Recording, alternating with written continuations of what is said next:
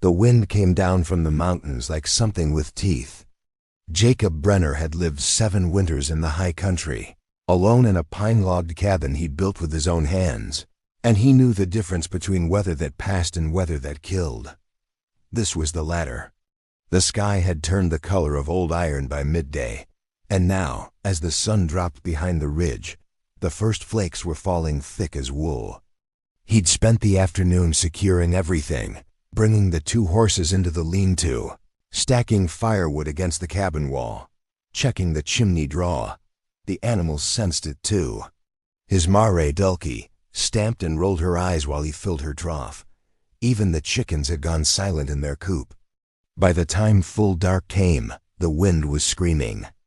Jacob sat by the stove with his coffee, listening to the cabin creak.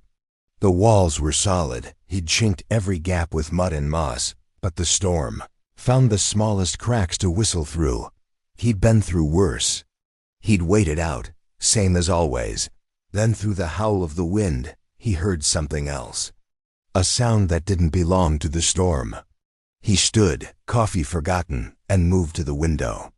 Nothing but white chaos beyond the glass. He pressed his ear to the door. They're faint, but real. A voice, maybe 2. Jacob didn't hesitate.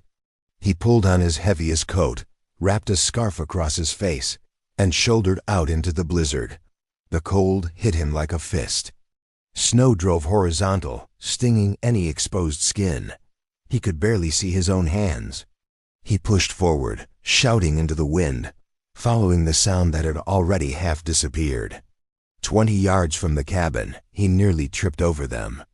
2 figures, huddled together in the snow beside a dark shape that might have been a horse. They were barely moving. One had her arms wrapped around the other, their long black hair frozen stiff with ice. Both wore deerskin clothing that had been fine work once, but was now soaked through.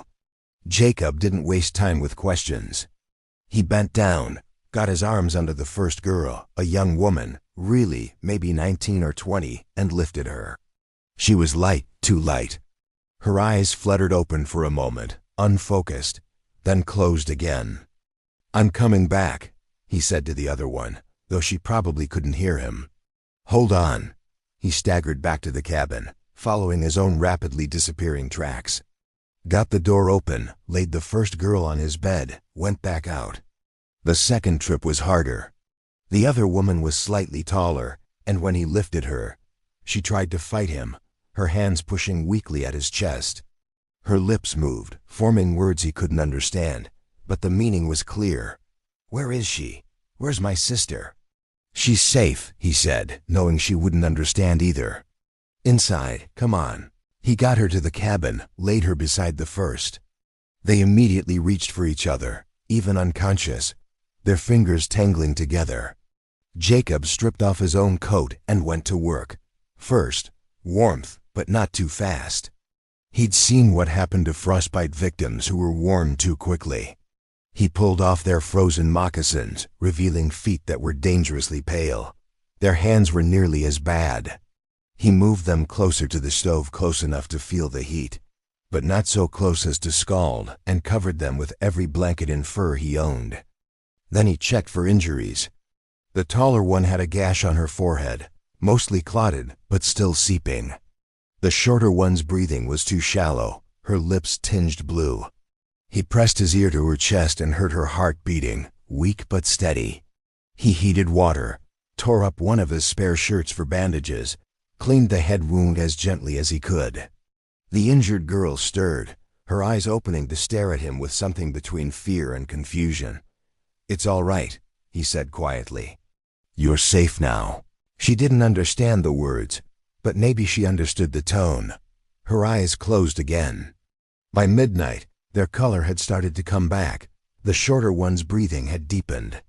The taller one woke once, looked around the cabin with sharp, assessing eyes, saw her sister sleeping beside her, and seemed to make some decision. She looked at Jacob, gave a single small nod, and let herself drift back to sleep. Jacob sat in his chair by the stove and watched them breathe. Outside, the storm raged on. Morning came gray and quiet. The wind had died sometime before dawn, leaving the world wrapped in an eerie silence, broken only by the occasional creak of snow-laden pine branches. Jacob woke from his chair to find the taller girl-woman sitting up in bed, watching him. Her hand rested protectively on her sister's shoulder. "Morning," he said, keeping his voice low and easy. She didn't respond, but her eyes tracked his every movement as he stood and moved to the stove. He added wood, set water to boil, pulled out what food he had. Dried venison, beans, a little cornmeal. Not much, but it would do. He cooked in silence, aware of her gaze. When the food was ready, he filled 2 bowls and brought them over. Set them on the small table beside the bed. Stepped back to give them space. The woman-girl studied the bowls. She looked at him. Then she seemed to make a decision. She shook her sister gently awake. The younger one's eyes opened, confused at first, then widening as she took in the unfamiliar room. She sat up quickly, winced at some pain, and the 2 of them began speaking in a language Jacob had heard before from a distance, but never up close. It flowed like water over stones, full of sounds his English tongue had never learned to make. After a moment, the younger one looked at him and spoke. He shook his head, spread his hands. "I don't understand. But you're welcome to the food." The taller one touched her sister's arm, said something, and picked up one of the bowls. She sniffed it cautiously, then took a small bite, waited as if testing for poison. Then she nodded to her sister, who did the same. They ate slowly, like people who'd been hungry for a while before the storm even found them. While they ate, Jacob moved around the cabin, trying to look busy, trying not to seem like a threat. He noticed the taller one's eyes following him constantly. Protective, wary, smart. When they'd finished, the younger one tried to stand, but her legs gave out. The older one caught her, and together they sat back down, the older sister making soothing sounds. Jacob approached slowly, hands visible. He pointed to the younger girl's feet, then to his own, then made a walking motion and shook his head. The older sister understood. She spoke to her sister, then looked at Jacob and pointed to her own chest. "Kamamela," she said clearly. "A name." She was giving him her name. He touched his own chest. "Jacob." She repeated it, the consonants slightly different in her mouth. Then she pointed to her sister. "Winona. Kimamela. Winona." He nodded, committing them to memory. Then he pointed out the window at the endless white. Made a sleeping gesture, held up fingers. 2, maybe 3 days before the snow would be passable. Kamamela's expression tightened, but she nodded. She understood they were trapped here. She spoke again, a longer phrase, gesturing to herself and her sister, then to him. The meaning was clear even without translation. "Why did you help us?" Jacob thought about how to answer that. Finally, he just shrugged. "Couldn't leave you to die." She didn't understand the words, but maybe she understood the gesture. She studied his face for a long moment, then gave another small nod. Whatever test he'd been taking, he thought he might have passed. The next 2 days fell into a rhythm. Jacob gave them the bed and slept in his chair by the stove. In the mornings, he cooked while Kimimela watched and Winona rested. By the second morning, Kimimela was helping or trying to. She didn't know his methods, but she learned fast. She showed him how to make a certain kind of flatbread with the cornmeal that was better than anything he'd managed on his own. Winona's feet were healing, but slowly. She stayed in bed mostly, but Jacob caught her watching everything with curious eyes. She was younger than her sister 18, maybe, and where Kimimela was all sharp edges and protective wariness, Winona had a gentleness to her, a quick smile she tried to hide. They taught each other words. Jacob pointed to things, fire, water, bread, horse, and they gave him their words. They pointed at things and he gave them English. Progress was slow, but it was progress. On the afternoon of the second day, the sun came out. Kamamela stood at the window, her hands pressed against the glass, staring at the transformed landscape. Everything was white and brilliant, beautiful and deadly. Jacob came to stand beside her. She didn't move away. "Where were you headed?" he asked, even though she couldn't understand. "When the storm caught you." She turned to look at him, her dark eyes unreadable. Then she spoke, a long sentence in her own language, her voice carrying something that sounded like grief or regret or both. He didn't understand the words, but he understood the feeling. She'd been trying to get somewhere, trying to get her sister somewhere safe, and the storm had stopped them. "You're safe now," he said quietly. She looked at him for a long moment, then back out at the snow. She said something else, softer this time, almost to herself. Winona spoke from the bed, and Kimimela turned to answer. They talked for a while, their voices low. Jacob went back to mending a bridle, giving them privacy. When he looked up again, Kimimela was still at the window, but her posture had changed, less rigid. She glanced back at him, caught him looking, and didn't look away. Something in the air between them shifted. Small, fragile, but real. On the third morning, Kimimela approached Jacob while he was checking the horses in the lean-to.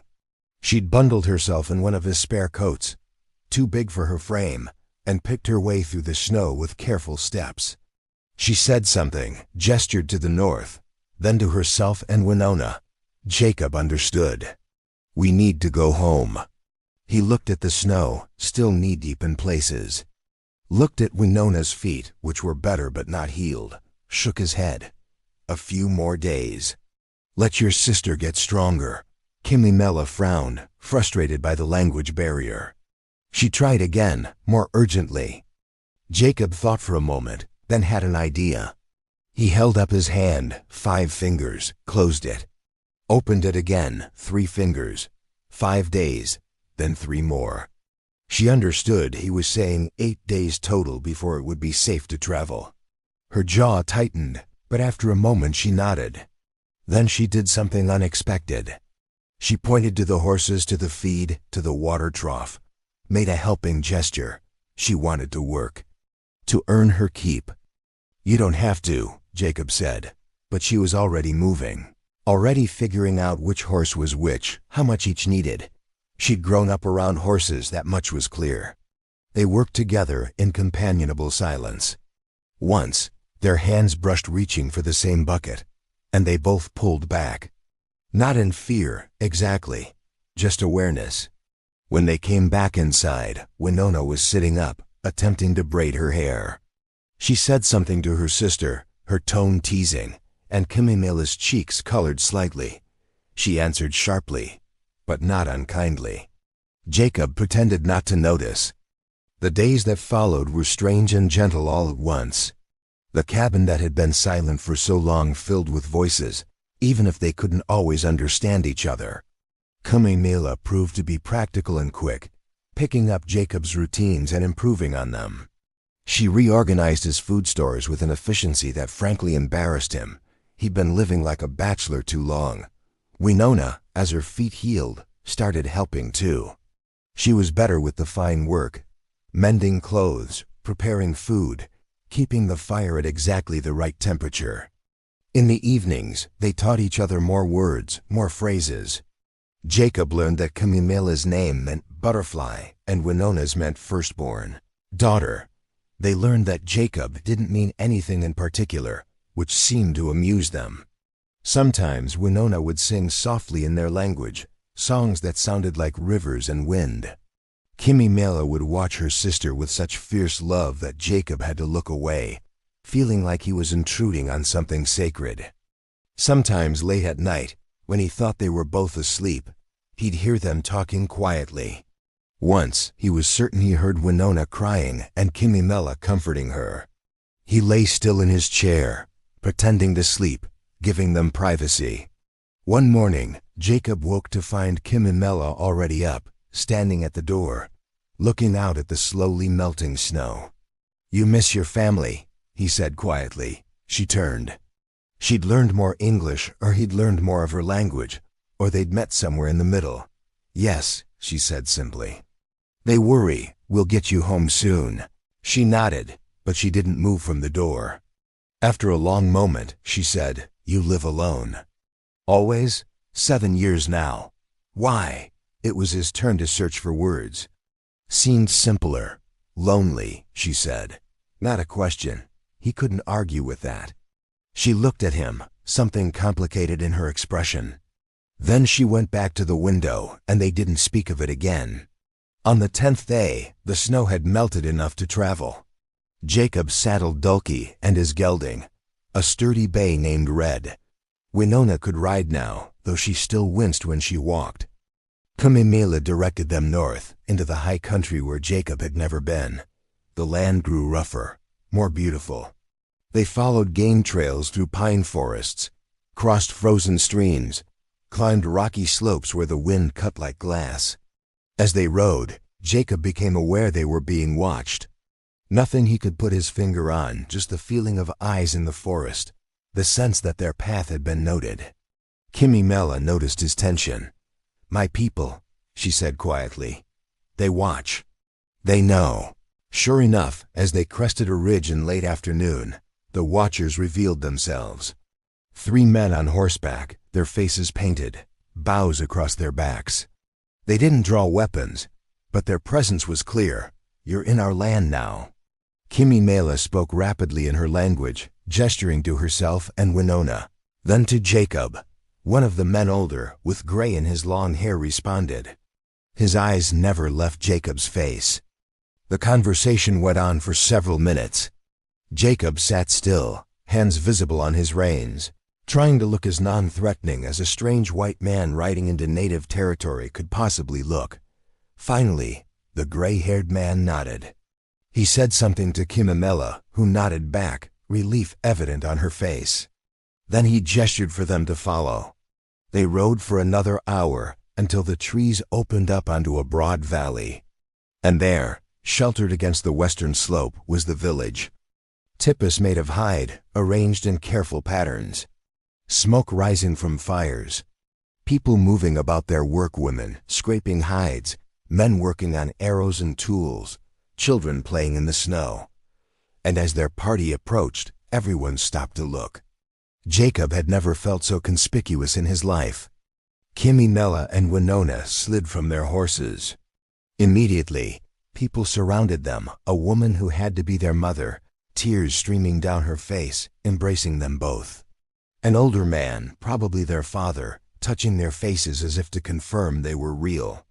Other relatives, friends, everyone talking at once in a cascade of relief and questions. Jacob stayed on his horse, apart. The gray-haired man who'd escorted them, clearly someone important, spoke to the crowd. The volume dropped. People turned to look at Jacob. The older man who'd embraced the sisters their father approached. He studied Jacob for a long moment, his face unreadable. Then he spoke, his voice carrying authority. Kamimela translated, her voice careful. "My father asks, why did you help his daughters?" Jacob met the man's eyes. "They would have died." "I couldn't let that happen," Kimimela translated. Her father responded. "He says, you could have harmed them. You could have taken advantage. Why didn't you?" "Because that's not who I am," Jacob said simply. More translation, a longer response. Kamimela's voice softened as she interpreted. "My father says you have shown honor. You have his gratitude. You are welcome at our fire." It wasn't quite absolution, but it was something. They stayed 3 days in the village. Jacob was given a place to sleep in a tipi belonging to an elderly couple whose children had grown and moved away. The old man, whose name sounded like Takoda, spoke no English, but he showed Jacob the village with patient gestures. The well, the horse corral, the council lodge. People were cautious around him, but not hostile, curious. The children especially, they'd seen few white men, and apparently Jacob, with his dark beard and trail-worn clothes, was a subject of great interest. On the 2nd day, Kimimela found him near the horse corral. She'd changed back into proper clothing, a beautiful dress of deerskin decorated with elaborate beadwork. Her hair was braided with care. She looked like herself again, not a half-frozen refugee. "You look well," Jacob said. I am home. She smiled, but there was something complicated in it. This is where I belong, of course. They stood in silence for a while, watching the horses. My sister and I, Kimimela said finally, we were traveling to meet a family in the next valley. There was a man there, a young warrior. He had spoken for Winona. Our parents had agreed. Jacob felt something sink in his chest, though he couldn't quite name it. I see, but the storm came. We lost our way. Lost our horse. Nearly lost our lives. But you're safe now. You can. Winona doesn't want to go. Kimimela looked at him. The man, he is a good hunter, strong, but she doesn't know him. Doesn't love him. And after we stayed in your cabin, saw how you lived, how you double quotes, she struggled for the words. How you treated us with respect, gave us choice. She says she cannot go to a man who was chosen for her by others. That's her right, Jacob said carefully. Yes. Kimimela paused. My father is disappointed, but he will not force her. She is his firstborn daughter. He loves her too much. What about you? Jacob asked quietly. What do you want? She was quiet for so long he thought she wouldn't answer. Then, I want my sister to be happy. I want to be where she is. We have always been together. And? She looked at him, her dark eyes holding his, and I think maybe the storm was a gift. Not a curse. Before he could respond, she walked away, leaving him standing alone with his heart doing something complicated in his chest. On the third evening, Kimimela's father Jacob had learned his name was Chaitan, meaning falcon, invited him to the council fire. The village elders sat in a circle. The gray-haired man who'd escorted them, whose name was Enepe, seemed to lead the discussion. They spoke for a long time in their own language while Jacob sat quietly, understanding nothing but the weight of the moment. Finally, Chaitan turned to him. Kimimela, sitting nearby to translate, leaned forward. My father says, you have done a great service to our family, our tribe. His daughters would have died without you. He says the debt is not one that can be repaid with simple thanks. Jacob started to protest, but Chaitan held up a hand and continued. Kimimela translated, but there's a thing that troubles him. His daughters, they wish to leave the village. They wish to live with you, in your cabin.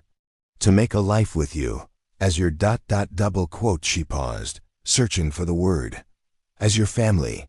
Is this also your wish? Every person around the fire was looking at him. Jacob's throat felt dry. He thought about his cabin, silent and cold before the storm.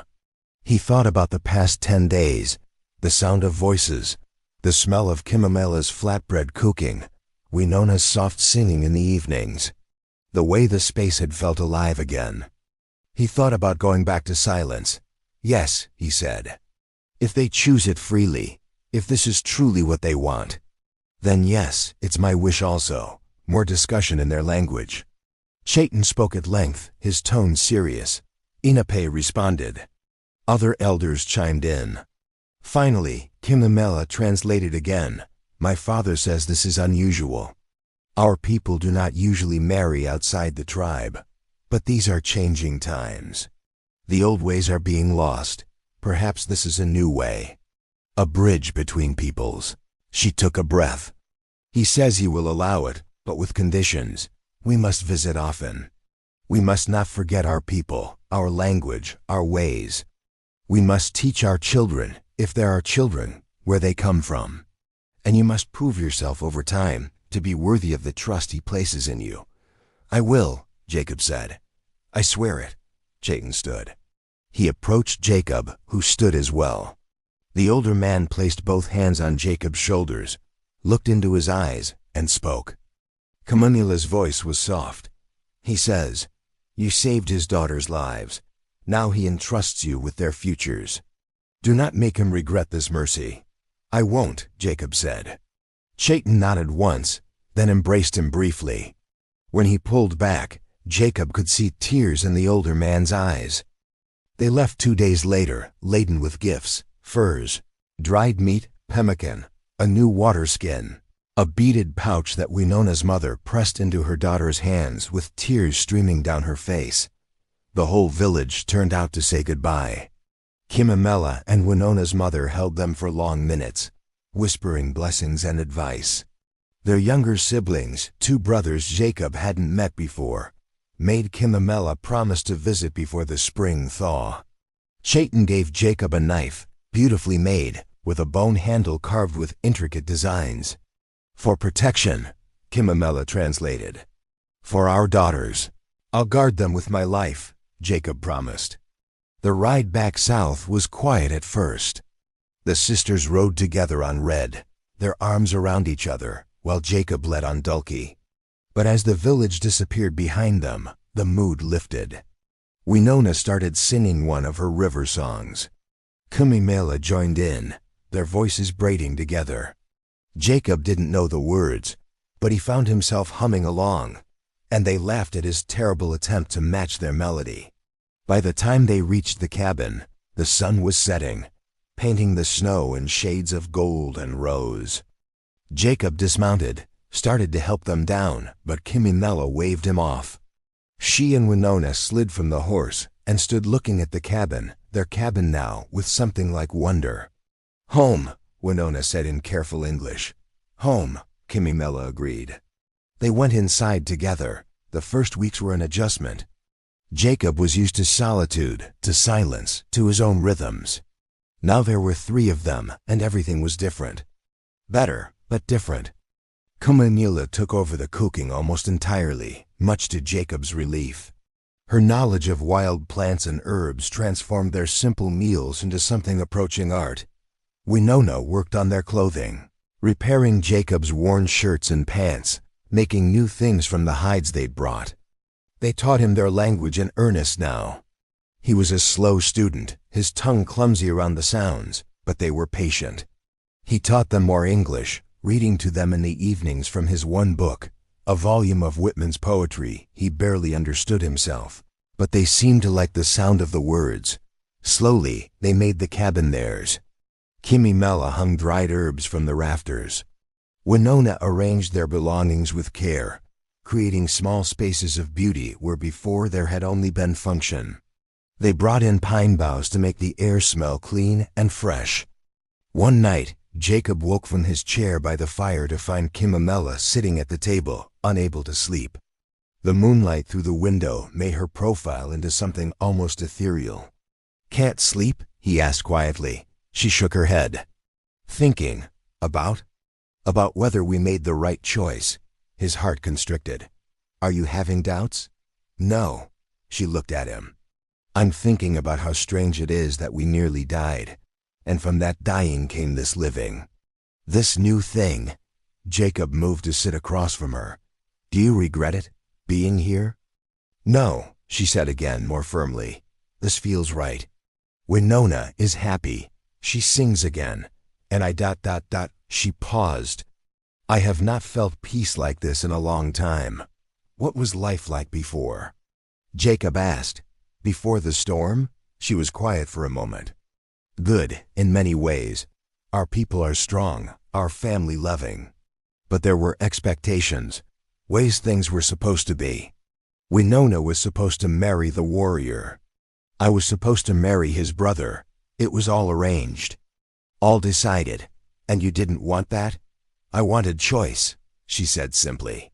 "I wanted to decide my own path. And now I have."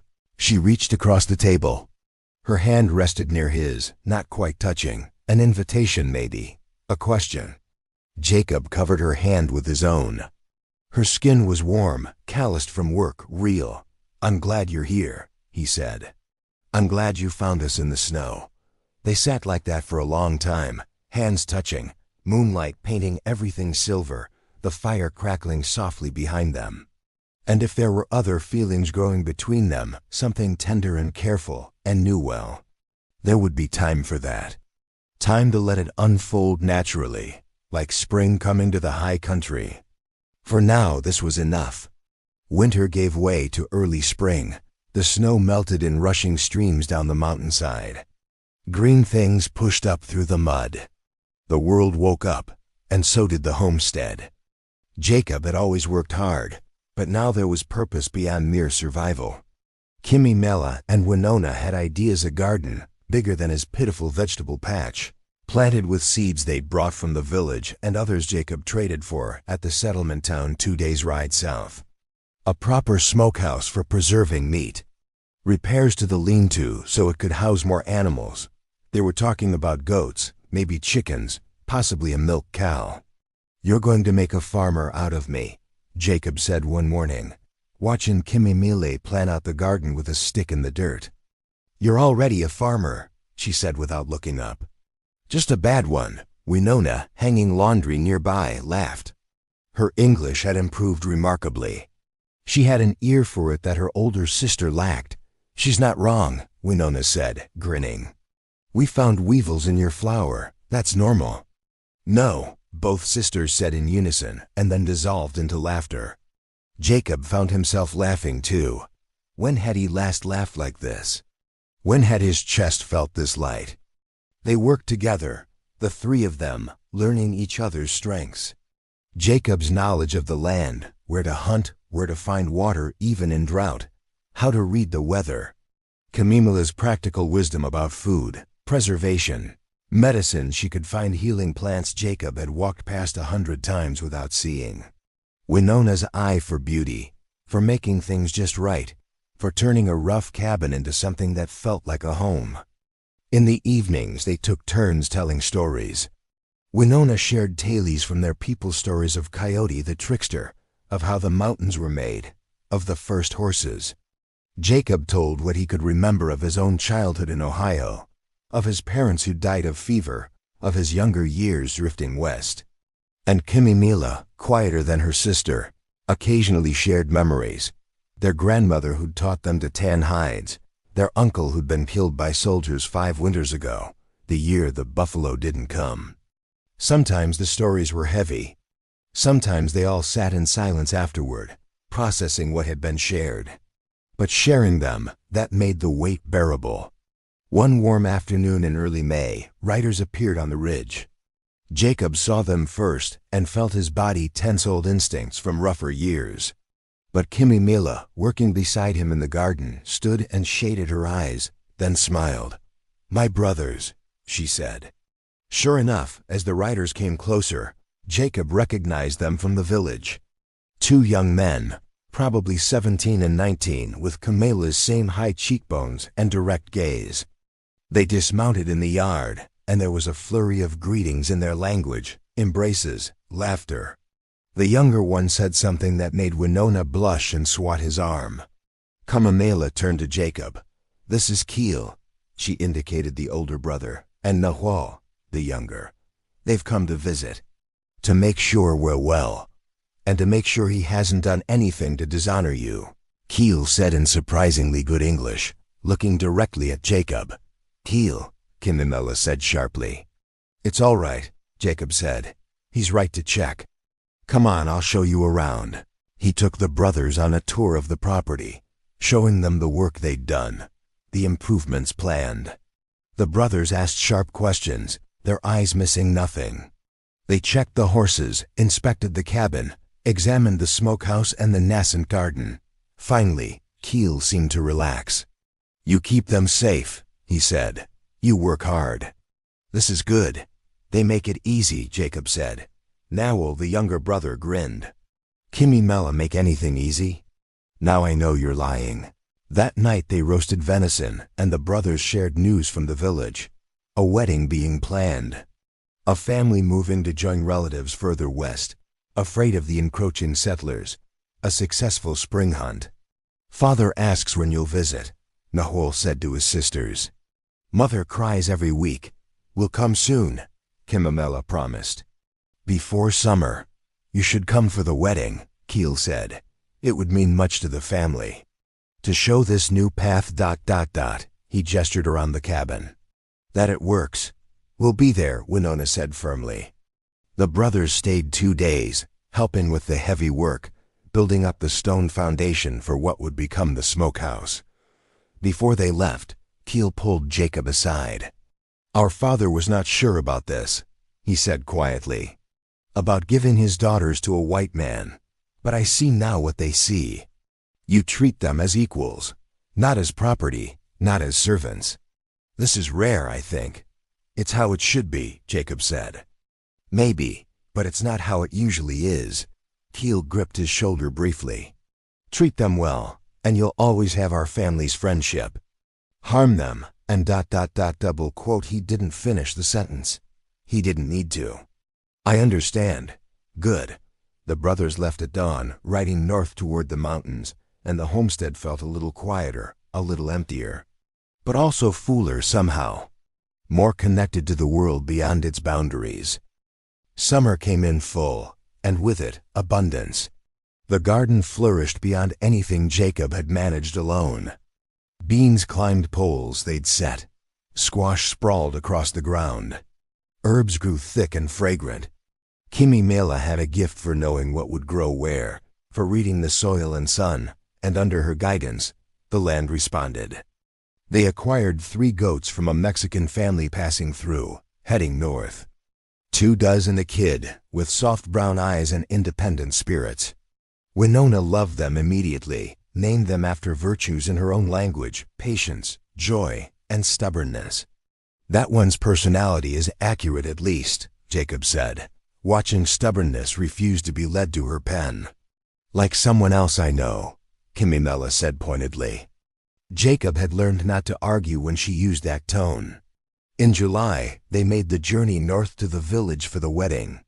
It was a 3-day trip, and they brought gifts: smoked meat, tanned hides that Winona had worked until they were soft as cloth, a beautiful quilt Kimimela had been secretly making for months. The village welcomed them warmly.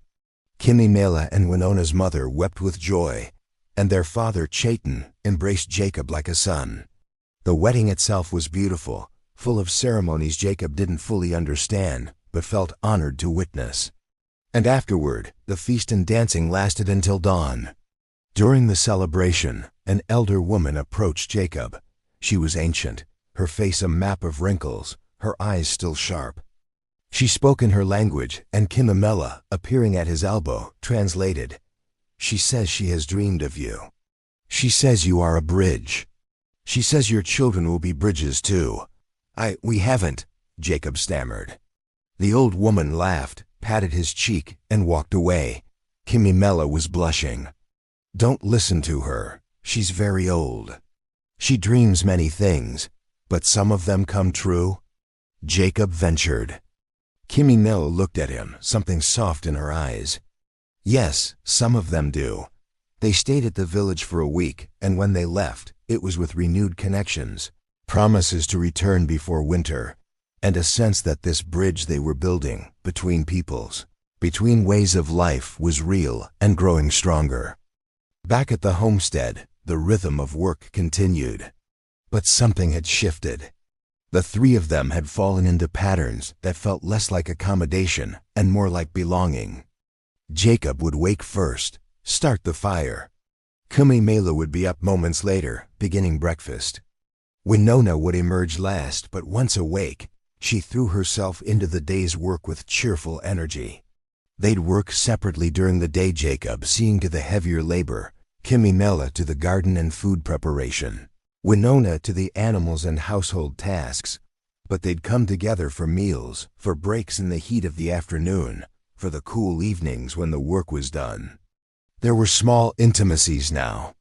Kimimela's hand on Jacob's shoulder as she passed behind his chair. Winona braiding flowers into Kimimela's hair while they rested in the garden. Jacob showing them how to read the written English in his book, their heads bent close together over the pages. One evening in August, after Winona had gone to bed, Jacob and Kimimela sat outside, watching the stars come out. "Do you ever regret it?" Jacob asked. "Giving up your old life?" Kimimela thought about it.